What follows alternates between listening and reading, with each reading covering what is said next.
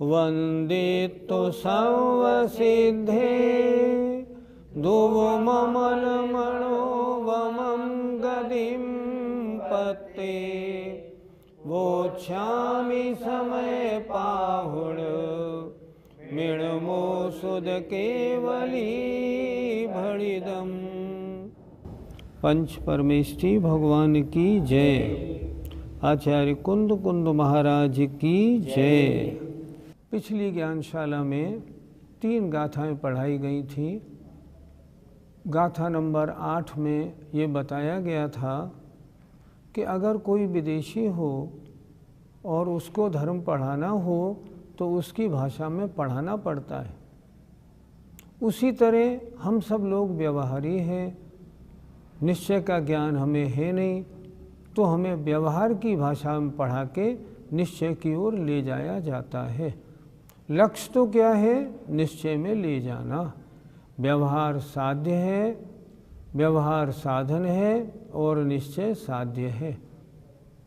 गाथा नंबर 9-10 में ये बताया था, जैसे कोई द्रव्य शुद्ध केवली हों, द्वादशांग के पाठी हों और वे अन्य किसी कार्य में लगे हों तो भाव शुद्ध केवली नहीं कहलाते। और जिन्होंने शास्त्रों का अध्ययन करके जो अपने आत्मा में लीन हो गए हैं, निर्विकल्प समाधि में लीन हैं, उन्हें हम कहेंगे ये भाव शुद्ध केवली है। द्रव्य शुद्ध केवली, व्यवहार शुद्ध केवली है, भाव शुद्ध केवली, निश्चय शुद्ध केवली है। अब आज थोड़ा और आगे बढ़ते हैं। आइए गाथा नंबर 11। राणम्मि भावना खलु, राणम्मि भावना खलु, कादवादंसणे चरितेय, कादवादंसणे चरितेय, ते पुण्यतीर्ण वियादा, ते पुण्यतीर्ण वियादा, तम्मा कुलभावनम् आदे, तम्मा कुलभावनम् आदे। एक साथ। राणम्मि भावना खलु, कादवादंसणे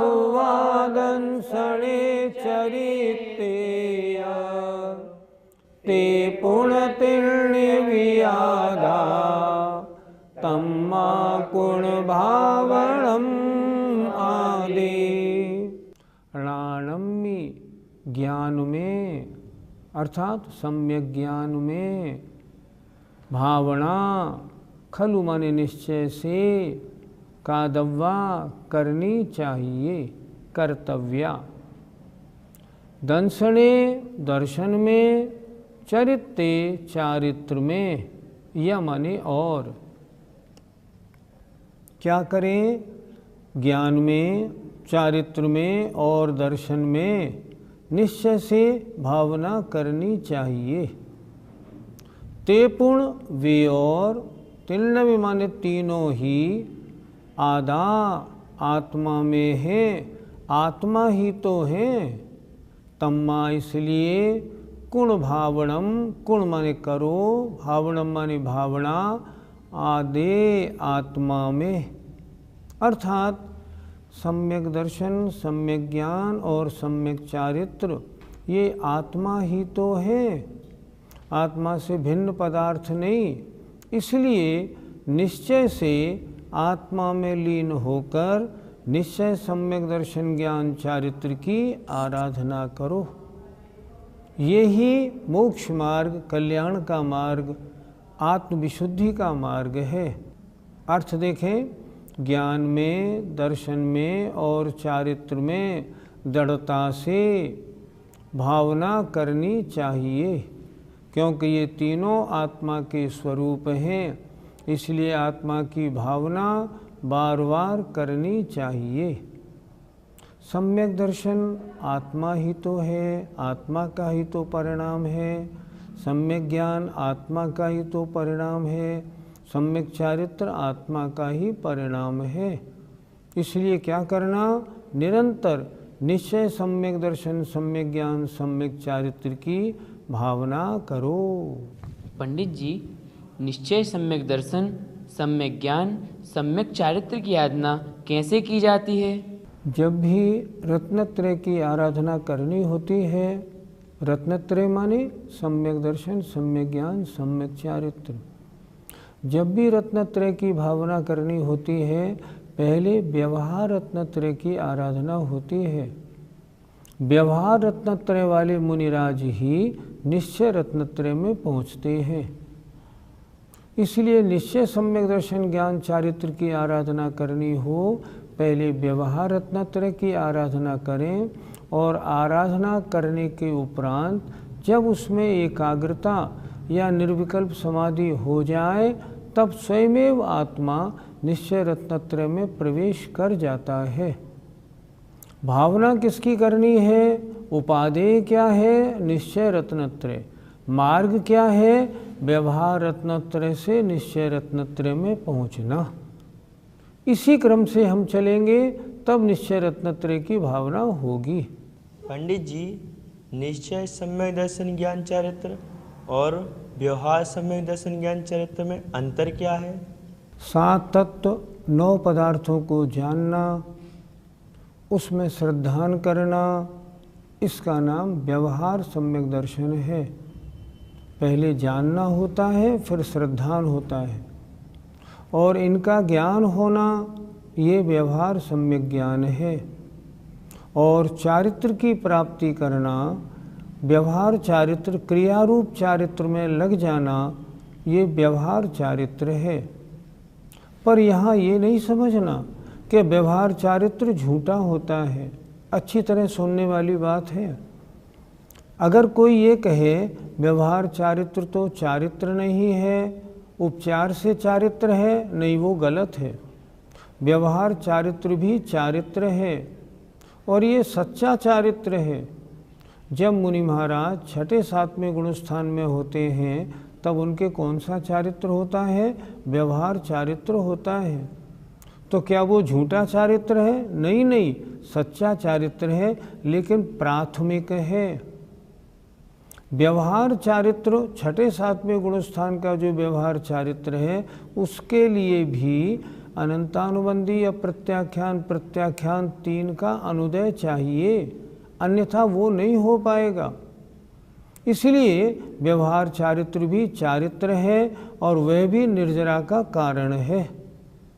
सर्वप्रथम व्यवहार सम्यक दर्शन सम्यक ज्ञान सम्यक चारित्र की भावना होती है, और इन तीनों की भावना होके फिर निश्चय सम्यक दर्शन अर्थात जो आत्मरुचि हो जाती है, आत्मा के स्वरूप के मामले में जो अत्यंत श्रद्धान होता है वह है निश्चय सम्यक दर्शन। आत्मस्वरूप का भली प्रकार ज्ञान होना निश्चय सम्यक ज्ञान, और आत्मस्वरूप में लीन होना निश्चय सम्यक चारित्र। विशेषता है कुछ। व्यवहार सम्यक दर्शन सम्यक ज्ञान हो सकते हैं, चारित्र हो या ना हो। व्यवहार सम्यक दर्शन ज्ञान चारित्र तीनों एक साथ हो सकते हैं, लेकिन निश्चय सम्यक दर्शन सम्यक ज्ञान सम्यक चारित्र जब भी होंगे तीनों एक साथ ही होंगे। निश्चय सम्यक दर्शन ज्ञान चारित्र किसको होंगे? निश्चय मोक्ष मार्ग किसके होगा? निश्चय रत्नत्रय किनके होगा? शुद्धोपयोगी मुनि महाराज के होगा। और जब भी होंगे तीनों होंगे। ऐसा कभी नहीं हो सकता जो निश्चय सम्यक दर्शन सम्यक ज्ञान हो जाए निश्चय सम्यक चारित्र ना हो, क्योंकि आचार्यों ने लिखा है कि जो व्यवहार सम्यक दर्शन सम्यक ज्ञान है वह उन मुनि महाराज के चारित्र को निश्चय चारित्र के साथ में आने पर वही सम्यक दर्शन सम्यक ज्ञान निश्चय सम्यक दर्शन ज्ञान चारित्र हो जाते हैं। इसलिए निश्चय रत्नत्रय एक साथ प्रकट होता है।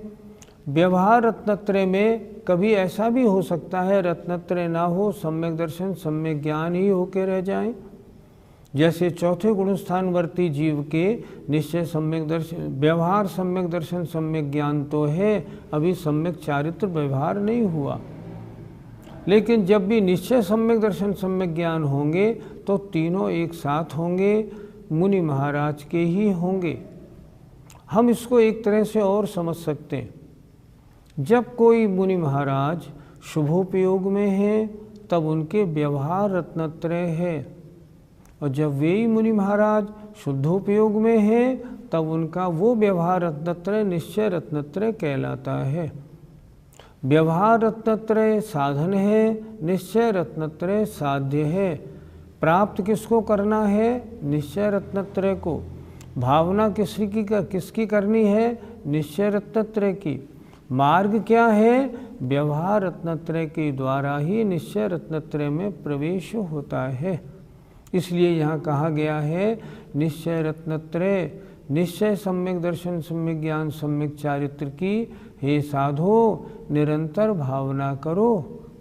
और ये तीनों आत्मा के ही तो गुण हैं, आत्मा के ही स्वरूप हैं। पंडित जी, ये तीनों निश्चय रत्नत्रय आत्मा के ही स्वरूप हैं, इससे हमें क्या समझना चाहिए? आत्मा जब अपने निज स्वरूप में विश्वास करता है तो निश्चय सम्यक दर्शन, आत्मा जब अपने निज स्वरूप के जानने में लगता है तो निश्चय सम्यक ज्ञान, और जब आत्मा अपने आत्म स्वरूप में लीन हो जाता है, रमण करता है, तब निश्चय सम्यक चारित्र। ये तीनों आत्मा के ही स्वरूप हैं, आत्मा के ही कार्य हैं। आत्मा में आत्मा के लिए जब ये सारे कार्य करता है तब इसे हम कहते हैं निश्चय रत्नत्रय। इसलिए ये आत्मा के ही स्वरूप है। पंडित जी, रत्नत्रय की भावना किन गुण स्थानों में की जाती है? रत्नत्रय की भावना छठे सातवें गुण स्थान से की जाती है। व्यवहार रत्नत्रय और व्यवहार रत्नत्रय की भावना तो छठे सातवें गुण स्थान में होता है, पर सप्तम गुण स्थान से ऊपर शुद्धोपयोग की दशा में तो निश्चय रत्नत्रय की आराधना है। वे मुनि महाराज अपने आत्मस्वरूप में शुद्धोपयोग में लीन होकर आगे बढ़ते हैं और कर्मों का क्षय करते हैं। छठे सातवें छठे गुण स्थान में तो मात्र व्यवहार रत्नत्रय है। सप्तम गुण स्थान में जब प्रवृत्ति है तो व्यवहार रत्नत्रय, निवृत्ति है तो निश्चय रत्नत्रय है। सप्तम गुण स्थान से आगे के शुद्धोपयोग में तो वहाँ निश्चय रत्नत्रय है, उसकी निरंतर भावना रहती है। पंडित जी, इस गाथा में व्यवहार रत्नत्रय की चर्चा है या निश्चय रत्नत्रय की? ऊपर की पंक्ति में व्यवहार रत्नत्रय की चर्चा है, जहाँ तीनों की अलग अलग बात की है। दर्शन में, ज्ञान में और चारित्र में भावना करनी चाहिए। और नीचे की पंक्ति में अभेद रत्नत्रय की बात है कि जब इनकी एकाग्रता बनती है ना आत्मा में, तब निश्चय रत्नत्रय होता है। आचार्य ने बड़ी होशियारी से पहली पंक्ति में व्यवहार रत्नत्रय दिया है, इसकी भावना करो, और भावना करने के बाद ये तीनों आत्मा के स्वरूप हैं। इसलिए इन तीनों की भावना जब निश्चय रूप होती है तो वह आत्मा की ही भावना है। इसलिए नीचे की पंक्ति में निश्चय रत्नत्रय, ऊपर की पंक्ति में व्यवहार रत्नत्रय की भावना का आचार्य ने उपदेश दिया है। अब आचार्य अगली गाथा लिखते हैं, गाथा नंबर 12। उसमें क्या बताया? उसमें ये बताया है कि ये भेद रत्नत्रय और अभेद रत्नत्रय की भावना करने वाला क्या फल प्राप्त करता है। बहुत सुंदर लिखा है। आइए। जो आदो भावणुमीणम,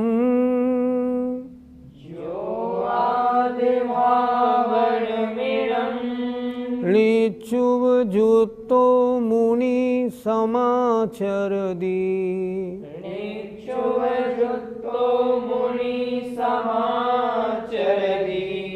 सो सव दुख मोक्षम,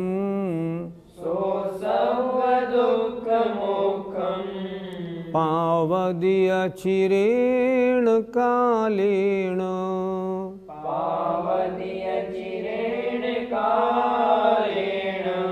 बोलिए। जो आद भावण मीणम,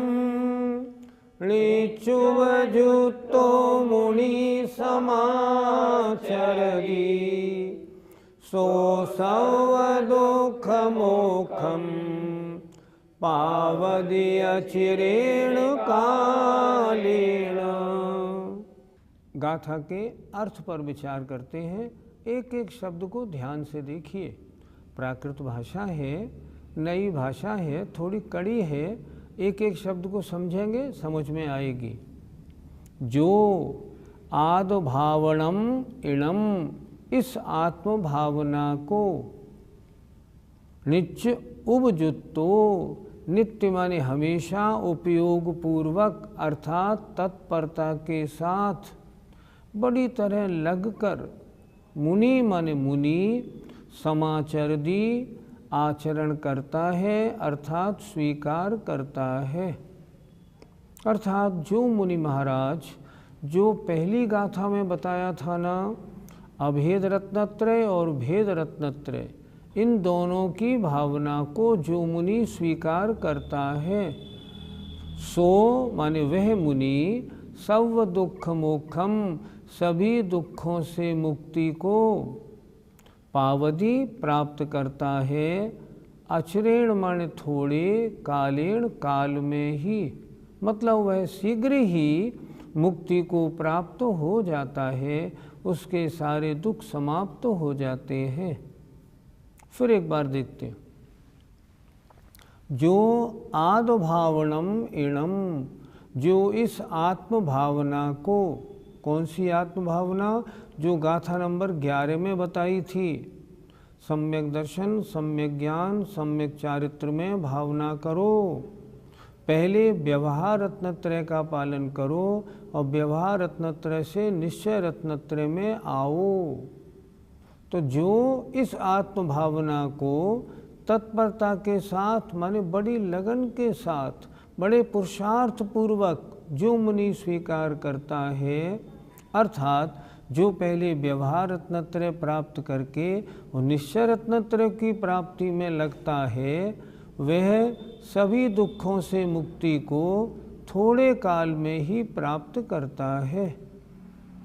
अर्थात शीघ्र ही समस्त कर्मों से छूट जाता है, संसार के दुखों से उसकी मुक्ति हो जाती है और मोक्ष प्राप्त कर लेता है।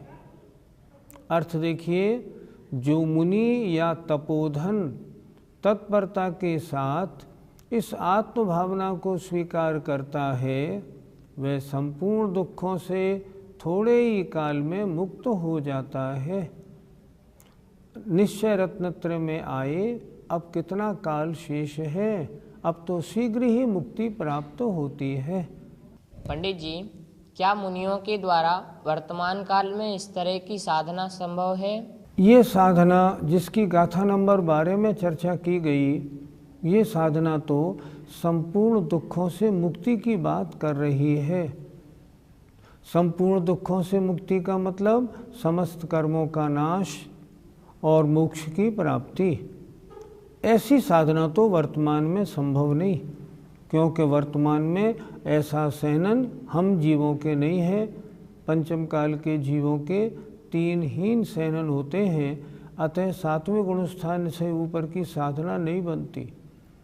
लेकिन इसकी साधना का जो प्रारंभिक अंश है, मतलब अभेद रत्नत्रय की साधना का प्रारंभ अगर देखा जाए, थोड़ा स्पर्श होना इस पंचम काल में भी संभव है।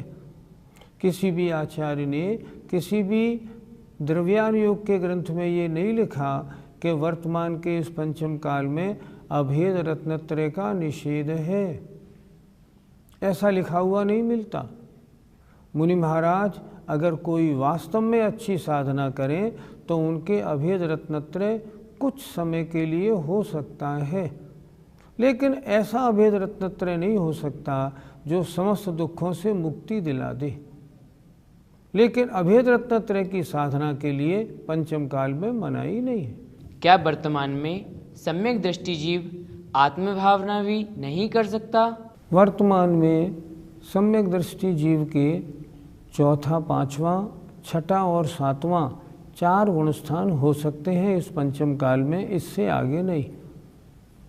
अगर हम चतुर्थ गुणस्थानवर्ती सम्यक दृष्टि की बात करें, उसके तो रत्नत्रय है ही नहीं, ना व्यवहार ना निश्चय, वो तो इस अभेद और भेद रत्नत्रय की भावना भी नहीं कर सकता। लेकिन अगर आप भावना का अर्थ ये रखते हैं मैं भाव करता हूँ, मैं भी ऐसा बनूँ, यहाँ उसकी चर्चा नहीं। यहाँ भावना का तात्पर्य है तल्लीनता, चिंतन नहीं। मैं ऐसा बनना चाहता हूँ, जैसा हम कहते हैं ना, दुख खो कम खो बोहि लाहो, हे भगवान मुझे बोधि माने रत्नत्रय का लाभ हो। वो भावना अलग है, ये भावना अलग है।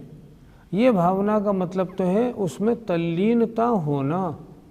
ये सम्यक दृष्टि को चौथे और पांचवें गुणस्थान में संभव बिल्कुल नहीं।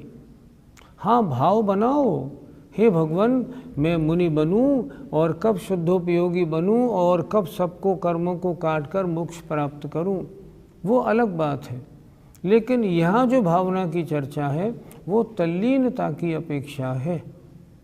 व्यवहार रत्नत्रय तो हो सकता है, निश्चय रत्नत्रय का अभाव नहीं है, क्वचित कदाचित है, पर चौथे पांचवें गुणस्थान में कोई भी रत्नत्रय उसकी भावना कोई भी नहीं हो सकती, तल्लीनता संभव नहीं।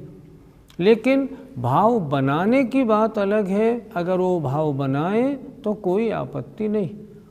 ये कहाँ हो सकती है? सिर्फ मुनि अवस्था में हो सकती है। जो उत्कृष्ट चर्या वाले मुनिराज हैं, जब भी वे सामायिक आदि में बैठे ध्यानावस्था में हो तो उनके निश्चय और व्यवहार दोनों रत्नत्रय हो सकते हैं। पंडित जी, यहाँ थोड़े ही काल से क्या तात्पर्य है? यदि अभेद रत्नत्रय किन्हीं मुनि महाराज को हो जाए तब संसार काल कितना रह सकता है? अगर अंतर मुहूर्त भर चल जाए ना तो संसार में वे मुनि महाराज 7वें गुणस्थान से और 13वें गुणस्थान में पहुंच जाएंगे।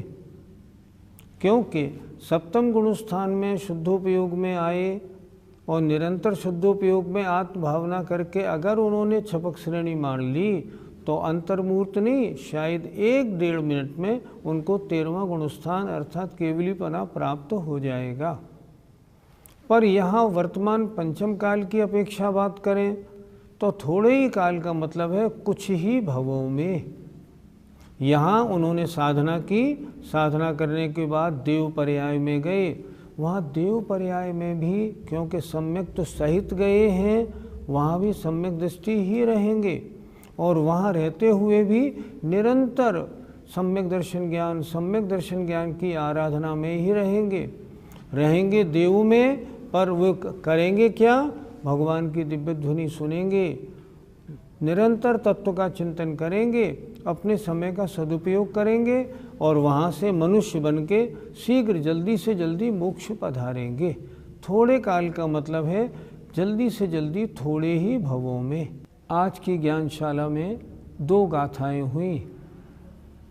पहली गाथा में तो आचार्य कुंद महाराज ने यह अपना उपदेश दिया है कि हे मुनिराजो, अभेद और भेद रत्नत्रय की निरंतर भावना करो, इसमें तल्लीन रहो। और दूसरे में उसका फल बताया, अगर ऐसी तल्लीनता में लगोगे, अभेद और भेद रत्नत्रय में डूब जाओगे तो क्या होगा? शीघ्र ही कुछ भवों में मुक्ति प्राप्त हो जाएगी। आज की दोनों गाथाएं बहुत सुंदर और संसार का बंधन समाप्त करने की एक बहुत अच्छा मार्ग बताने वाली उपदेश रूपी भावनाएं हैं। हे भगवान, हम तो यही भावना करते हैं, हे भगवान ऐसा दिन कब आएगा जब ऐसी रत्नत्रय की भावना हम और आप सभी करेंगे। इतने तो पुण्यशाली हम हुए जो यहाँ भरत क्षेत्र में, आर्यखंड में, हिंदुस्तान में दिगंबर जैनों में पैदा हो गए, और इतने भी भाग्यशाली हुए जो इस समय आचार्य विद्यासागर जी जैसे महान आचार्य, उनका दर्शन, उनका प्रवचन सुनने को मिला और हमारी तत्व में रुचि जगी। शीघ्र ही हमें रत्नत्रय की प्राप्ति हो, हम अभेद रत्नत्रय में भी डुबकी लगाएं ताकि हमारा संसार जल्दी से जल्दी नष्ट हो जाए। जय जिनेन्द्र। इस कार्यक्रम के पुण्यार्जक परिवार हैं Shri Parasnath re rolling mills limited, Durgapur 1, Bardhaman, Paschim Bangal. Amita Jain, wife of Anil Kumar Jain. Sangeeta Jain, wife of Vipin Kumar Jain. Shrimati Shubhada Vijay Kumar Dhahale Jain, Shrimati Sunanda Subhash Dharm Khele Jain, Revati Jitendra ढहाले Jain, Shri Jitendra विजय कुमार ढहाले जैन, मनोज विजय कुमार ढहाले जैन, चिन्मय जितेंद्र ढहाले जैन एवं परिवार, सोलापुर, महाराष्ट्र। मानक चंद, कमला देवी, राकेश, नीतू, ऋषभ एवं आयुषी मुशरफ, B123, सेठी कॉलोनी, जयपुर, राजस्थान। प्रेरणा जैन, रानी जैन, JP जैन, अहोरा नगर, अडाजन, सूरत, गुजरात। एकता, राजस्थान। श्रीमती सुगंधा कमाते, वाइफ ऑफ बाबरू बहान कमाते, पुणे। विकास एवं विद्या कमाते, USA। श्री 1008 पार्श्वनाथ दिगंबर जैन मंदिर, 344/4, गोविंदपुरी महिला मंडल, गोविंदपुरी, कालका जी, नई दिल्ली 19। हितेश हसमुखलाल शाह, माता रमीलाबेन पारेख, वडोदरा, गुजरात।